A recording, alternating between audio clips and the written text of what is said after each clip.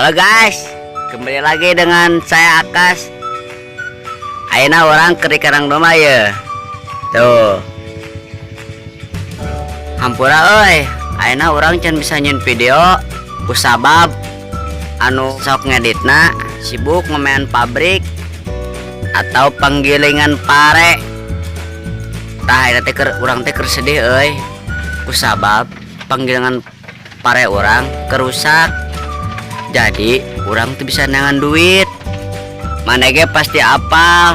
Orang di bursa kolot teh lain sibuk nyenan video, tapi mantuan barijeng mantuan kolot ngagiling pare.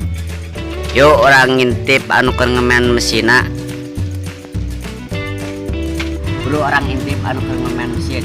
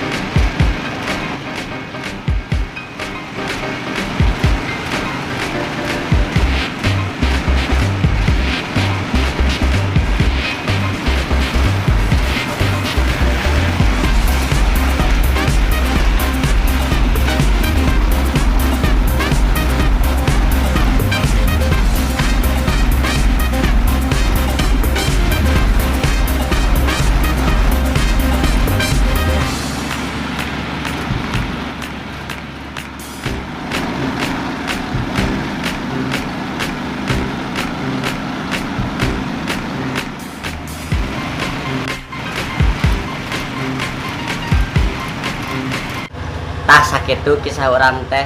Bye.